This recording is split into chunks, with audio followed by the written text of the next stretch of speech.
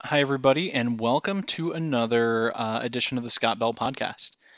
It is Michigan State week. We all know that's a very special week to a lot of people, maybe a little more so to me than a lot of normal folks. So I figured that called for a special guest.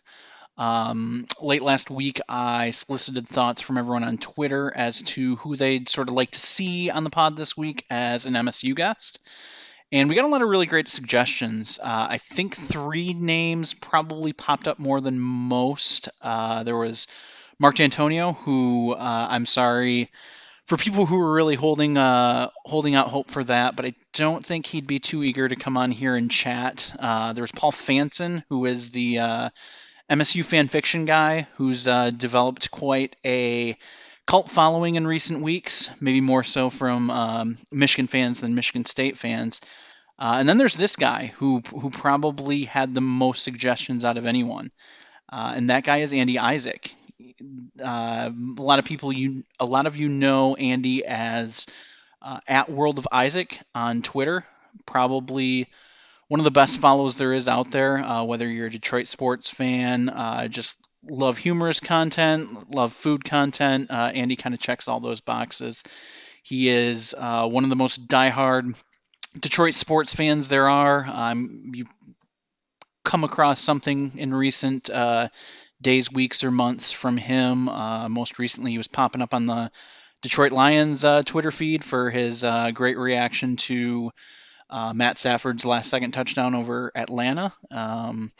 But Andy is also a diehard Michigan State fan. So he was kind enough to agree to come on here and come to a Michigan podcast and talk about this weekend's game, even if it's not necessarily the greatest circumstances for a Michigan State fan to be talking. So very appreciative of that. We also agreed to do some pretty cool charity work this week in tandem with this interview, and we'll talk a little more about that. But here is our interview. All right, Andy, thanks again for joining me and talking here. I saw your Twitter mentions when you announced you'd be doing this, and there's a decent wave of why the hell would you be doing that type responses. So I really do appreciate that. Before we kind of get into the Michigan State stuff, let's actually touch on the why the hell you'd do this thing.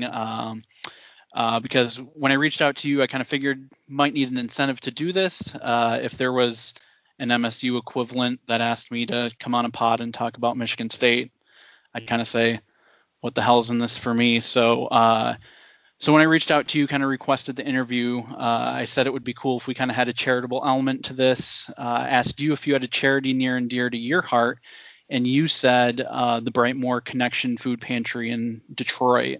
And within a day or two, it looks like we've raised more than $2,500, thanks largely to your efforts and the generosity of Michigan State fans out there. So I guess what is it about Brightmoor that's special to you? And can you kind of just talk about all the good this money is going to be doing? Yeah, first of all, it's funny. It's funny when people call me Andy, especially people who know me from the internet. Like, when I run into people or when like people recognize me, they always call me Isaac. So when people call me by my first name, I assume it's like, somebody like from my childhood or like my college buddies, who a lot of them still call me Isaac too. But it's funny hearing internet people call me by my first name. But yeah, so I mean, personally, a lot of charities that are close to my heart are obviously, cancer. And I think a lot of the people that follow me and probably some of the people that follow you, because there are a lot of state of Michigan people, know about like my situation. But I also recognize that, with COVID going on, there are a lot of people, especially in the service industry, who are struggling to get by and struggling, to put food on the table. And Brightmoor is one of the better ones, I think, in Detroit, and it gives people an opportunity to actually like go in and shop and kind of like feel more human about getting food. So I think it's really important. And I think it's pretty incredible that between us, like we were able to raise, like $2,500 in, just a short amount of time. And it says a lot about the people in this state and the people that are Michigan and Michigan State fans that can kind of put aside the rivalry, for a good cause. And I think what a lot of people forget about is that the rivalry is just sports. It shouldn't affect who you are, like, as a human being. And I think people really forget that, man. Yeah, no, I think I think it's a really good point, and I know I have a reputation for kind of being someone that stokes the flames and has the Michigan State stuff pushing some of those rivalry buttons and stuff. But I think what you're saying makes a ton of sense. I was going to tell you, I'm like, how did you find time to do the podcast when you're spending so much time, like, trying to own Michigan State fans and owning our desperate football program at the moment. So yeah, I appreciate you letting me come on the podcast and do this. Yeah. Yeah, no problem. So before kind of jumping into Michigan State stuff, you kind of mentioned your situation, what you're going through. Kind of had a pretty public battle with cancer. A couple of months ago, you announced you're going through chemo again. How's everything going on that front? And is there anything kind of listeners and readers can do to help when it comes to that? I will be honest. There are a lot of cancer patients that do need help. I am not one of them. I have such a good support system, and in that respect, I feel very lucky. And I know that sounds bizarre, right? Because when somebody says, "Hey, I've actually had cancer since 2006, and I've dealt with it, so many times that I can't actually keep track, with all the radiation and all the chemo and all the clinical trials." And I seriously do feel very lucky in that I am very loved, and I have a lot of, really supportive family and friends. So yeah, I just finished my most recent chemo about a month ago. And, the last two cycles for me were extremely difficult. I would say as difficult as I've had in the last few years, but I'm over the hump. And, my disease is very complicated, and it will come back. And we're just hoping this is kind of what I've been telling people is that this is kind of a Band-Aid on a gunshot wound. So it's very temporary. And, the hope is that by the time it comes back, I will have some other treatment lined up, but I don't exactly have that lined up yet. So fingers crossed that things work out and I can kind of keep plugging away at this thing that seemingly never wants to go away. Yeah, for sure. I can't even imagine that. Your spirit through everything is really inspiring, and it's cool to obviously the circumstances that the people are rallying behind aren't the circumstances you'd want to see, but the sense of community and the support behind you, I think is kind of a testament to how entertaining, how fun you are on here, and it's really cool to see everyone rallying behind you, and it's good to hear you in good spirits given sort of all the stuff that you're battling through. Yeah,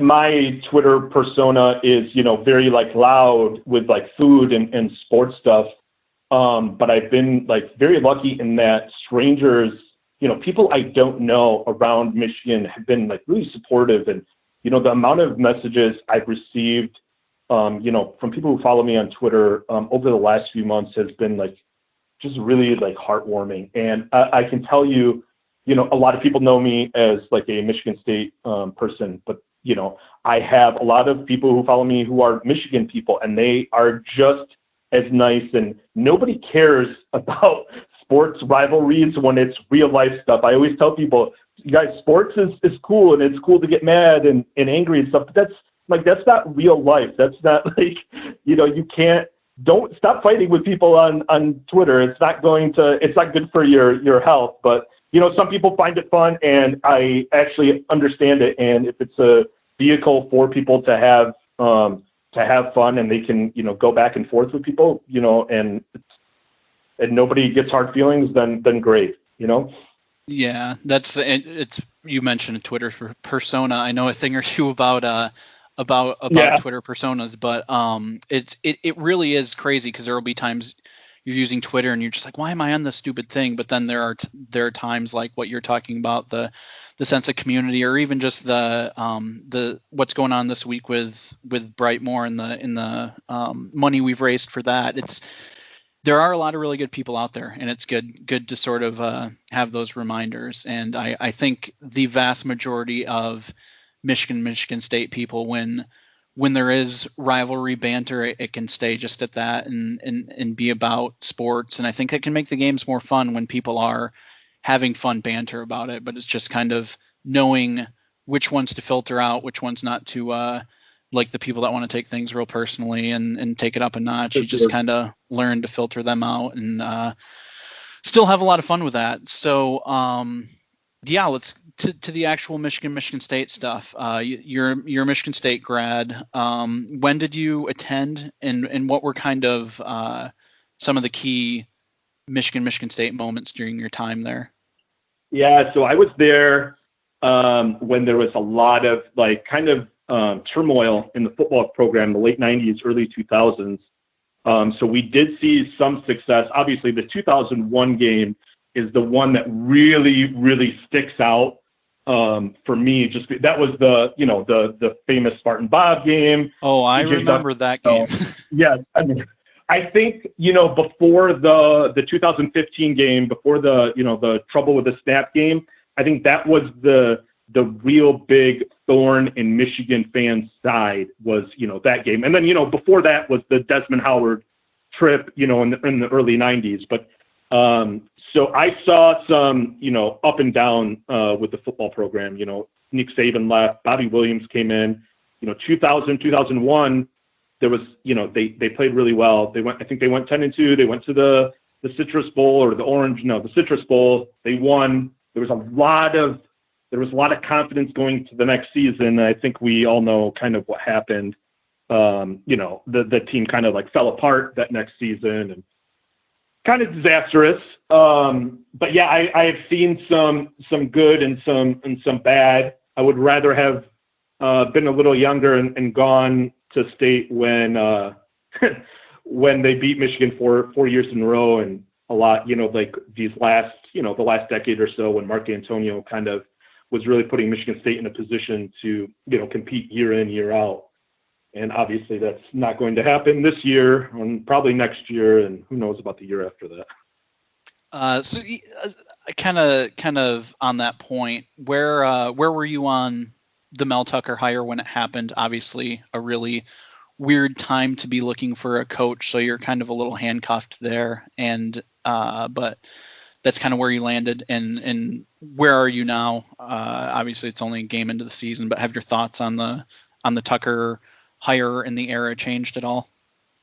Yeah, so I think I was just telling a friend, I think it's very hard to judge Mel Tucker this year because look at the circumstances he came in. Like the program is already kind of depleted, and I think if every Michigan State fan is honest with themselves, they can confidently say that Mark Dantonio left the cupboard bare, and like those last 2 years were not good at all. And then you combine that with the whole global pandemic and Tucker coming in, and honestly that Rutgers game is as bad as I think I've seen probably since the John L. Smith era, and honestly probably worse just because of how bad Rutgers is traditionally, and that Greg Schiano was like a new coach coming in. It looked like Michigan State had not practiced together. It looked like they had not scrimmaged at all.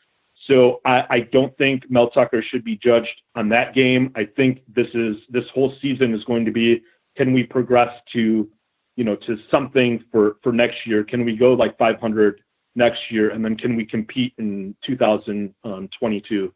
As far as Mel Tucker, I mean, obviously I think everyone knows he wasn't the first choice, and I am still a bit skeptical about his head coaching prowess. I mean, he went 5-7, right, in at Colorado in this last season. Yeah. So I don't know. I can't speak with any confidence about Mel Tucker just because we haven't really seen him home runs at another program. So I think it's a wait and see, and I definitely don't think he should be judged on anything this year. I think for state fans, we should go into 2022 and be like, if Mel Tucker can't compete, if he can't compete with, that kind of that second tier or with that bottom first tier, then there's going to be some questions, and we're going to need some answers. Absolutely. Makes total sense. So you alluded to Dantonio's last 2 years kind of leaving the cupboard bare, in sort of the circumstances when he left, how he left. Does that sort of affect how you'll feel about Dantonio and his legacy? Obviously, you can't dispute the results he had as a coach and the sort of decade of success y'all had under him. Do you feel differently about him now, or you think that's just kind of something that eventually will go away with time? I lean toward the latter, Scott. It's he just did so much for a program that was frankly like nobody even talked about, nationally, and even in the Midwest, people didn't really talk about, Michigan State. They talked about Michigan, they talked about Ohio State, they talked about like Notre Dame. Dantonio put Michigan State back on the map. I mean, before Dantonio, it was, John L. Smith, and we were a joke. My entire like memories of John L. Smith are the Notre Dame debacle, and then when Ohio State blocks the field goal at the end of the half, and he's coming off the field, and he says it's a damn coaching mistake, and it made Michigan State feel like a cartoon, and it made them feel like a third-rate program. And Dantonio, changed all that with, and he was very strict in his ways, and he brought in a defense that, frankly was as good as any defense in college football. And, we were able to win games, and we were able to compete with most teams, with that formula. I mean, we couldn't compete with the Alabamas of the world, but, a lot of those SEC teams, I think, I think we both know, just load up with so much talent that it's very hard to compete game in, game out with them. But yeah, I will not, originally I was very mad at the way Dantonio left, and like, especially that last season. But I think over time, I think we're all going to get over it, and we're all going to remember, hey, we had a stretch that we've never seen in Michigan State football, unless, we're 56 years old, and, we remember like the Biggie Munn, the Duffy Daugherty era. So yeah, I'm not going to dump all over Dantonio. He was a great coach, and he was great for the program. It sucked how he left, but I'm willing to forget about it a few years from now. All those that John L. Smith mentioned really just brought me back to this time of happiness and glee. Probably different emotions than most Michigan State fans had there. So okay, trust tree, totally just candid. What is it about Michigan, whether it's as a school or the fan base as a whole, that annoys you the most and makes Michigan State sort of wanna win? Obviously, this year's game's a little different circumstance, but each time this game comes around, what helps sort of fuel wanting to take down Michigan? Yeah, I think most Michigan fans will admit, there is a feeling of we're better than, our state rivals. And that has been going on since I was a kid. And, I'm much older than I think most of your followers and your listeners. But, like in the 80s and 90s, Michigan was the very dominant program, and Michigan State was an afterthought. So I think, for a lot of Michigan State fans, that whole elitism, we're better than you, you're our little brother, kind of rubs a lot of state fans the wrong way. And I think that's why a lot of them, myself included, are kind of, we kind of get upset about it. But then we also realize, hey, we've had a more significant run in the last, decade, that last 15 years than than Michigan has had. So I think that's like, for Michigan State fans, the last, that Dantonio era, they were able to beat their chests, and we were able to like walk around proud and be like, hey, our football program is good, and it's fun, and we're winning. And, and it was funny because Michigan fans really didn't have much to say, but yet they were still using the whole, you're the little brother, all that, the rivalry banter back and forth. So yeah, I think for most Michigan State fans, it's the whole we're better than you, when in reality, at least, in the last decade or so, just that hasn't been the case. Candidly, as a button pusher on Twitter, when there's it's a little easier to do when there's more ammo than what the Hoke and the Rich Rod era gave us. So I can certainly understand the sentiment there. So that's it's crazy. Let me just, it's really crazy to think about that Michigan has not, Michigan, even if you hate them, they're still one of the most storied programs in the country, and arguably, after Ohio State, the most storied program in the Big Ten. And yet we're sitting here 2020. Michigan has not been to the Big Ten title game. They have not won a title since 2004. And I'm sure a lot of your listeners are like, shut up, Isaac. But that's I need to get one of those presidential debate mute buttons right now. This isn't what we're going to be talking about on here. It's really stunning to think about that they haven't like accidentally, fell into a Big Ten championship where, schools that are obviously not as big as Michigan, even Nebraska's gone, and I'm trying to think of I believe Northwestern has gone to the Big Ten title game. So that's got to hurt Michigan fans, and it's got to hurt to hear, Michigan State push that button on Twitter and wherever, like on the radio and stuff. Yeah, I'll go back and edit this part out of it. The last 2 minutes have not been fun. So yeah, this year's game, and I know we're on limited time here, so I'll wrap this up shortly. But so what's this year's game sort of differently? Because I feel like under Dantonio, even when Michigan was kind of quote unquote the better team, I feel like Michigan State fans had this kind of weird confidence heading into the game, and Michigan fans were either openly terrified of it or privately terrified and just kind of hiding it under false bravado. But this year's game it feels different than any game sort of has under the past decade. Like, what's kind of what's your mindset heading into this game?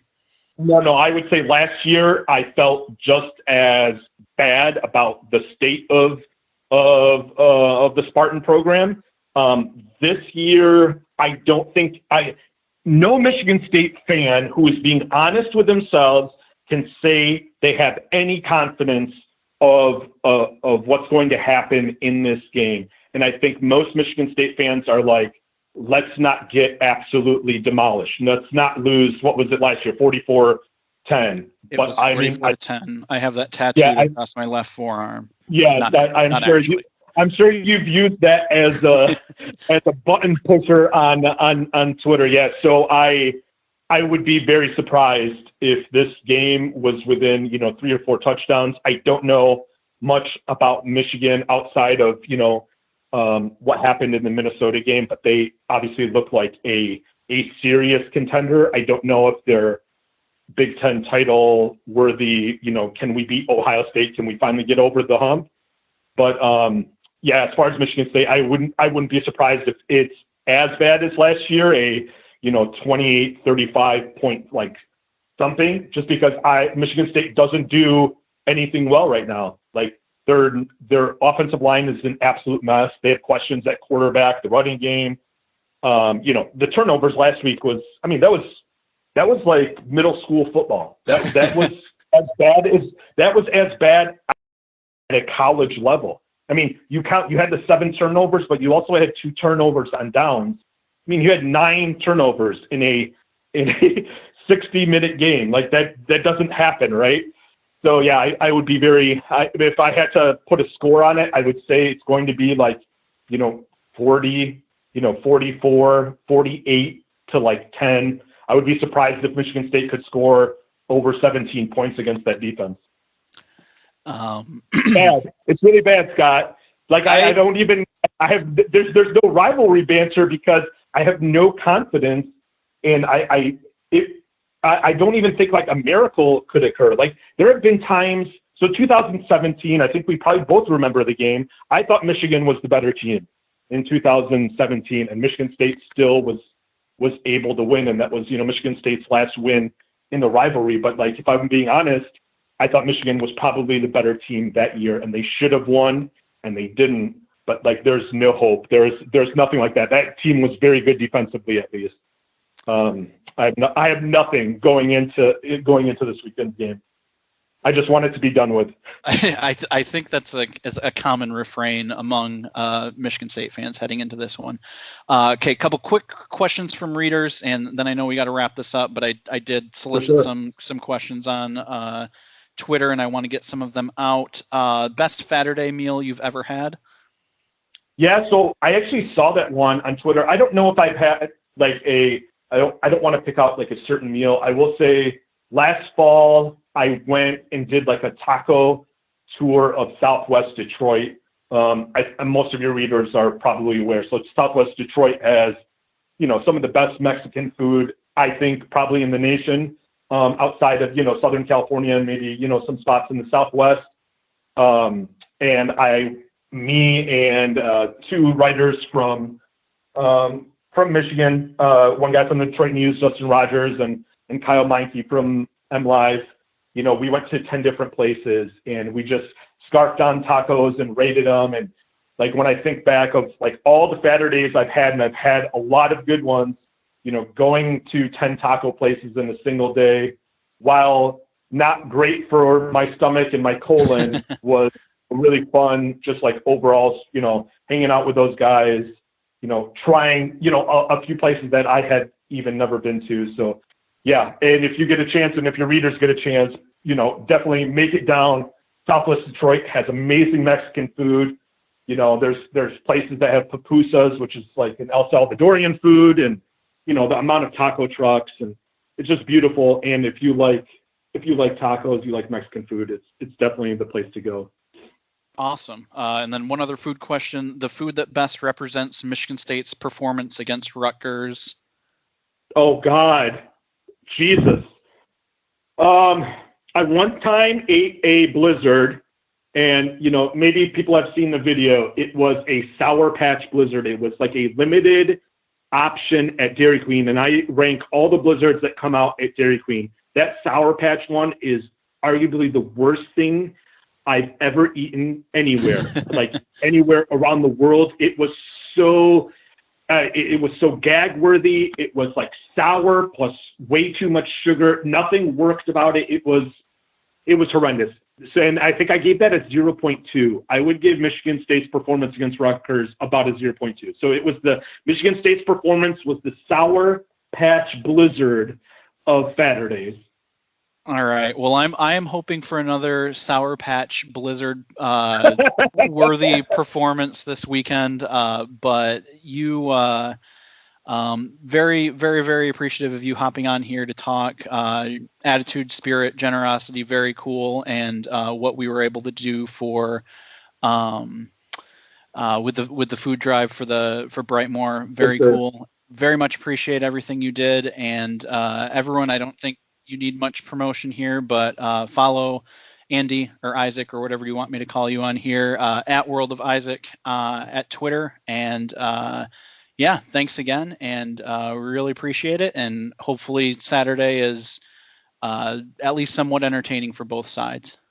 This was the friendliest Michigan State conversation and or podcast probably in history. That is my guess. When we consider like your Twitter persona and mine, this was as friendly as it gets, and there was no roasting, which kind of surprises me. Like I had some jokes lined up and everything, but I was going to be like, hey, what do Mel Tucker and Jim Harbaugh have in common? Oh, neither of them have won the Big Ten. I have a bunch of Jim Harbaugh jokes, and I think that's probably Well, like the Michigan fans on Twitter are probably already frustrated with Jim Harbaugh, and I think they believe this year is his, like, he needs to win the Big Ten this year. Well, so far so good. Ohio State's a pretty daunting task at the end of the Yeah. season, but maybe Michigan can compare notes with Michigan State, and they can let us in on how to pull off the occasional upset there, because it's been a long time coming.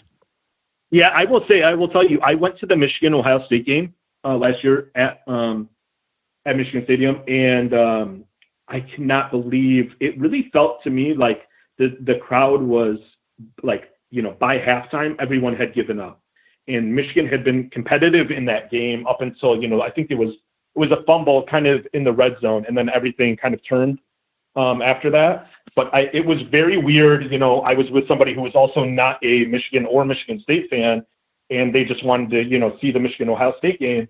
And he was like, I cannot believe how, like, downtrodden these fans are. They were so beaten down. It was like they expected something good, but once the bad stuff started happening, they were just despondent. So I hope for all the Michigan fans out there, they fare better against Ohio State, but I don't really have confidence. Sorry, guys. But luckily We might have to edit that part too. We're not talking about Ohio State. It's Michigan State week, 44 Yeah. to 10. Thank you for your time. I will talk to you later. But no, seriously, Thank thanks you a very lot. much, Scott, and thank you for helping out with the Brightmoor Food Pantry. Really appreciate it, brother. All right, have a good one, man. Take care, brother. Bye. So that is it. Thank you once again to Andy for joining. Really enjoyed our chat, and I appreciate everything he did to help make this charity drive a reality, and very appreciative to all the readers and listeners who helped participate as well. That's going to be it for this week. Next week we'll be back. I will continue posting these interviews to my Substack. And if you enjoy these going up on YouTube for free, please give this a like. Please subscribe to the channel and let me know that this is a way you like experiencing the content as well. And until then, we will talk to you next week.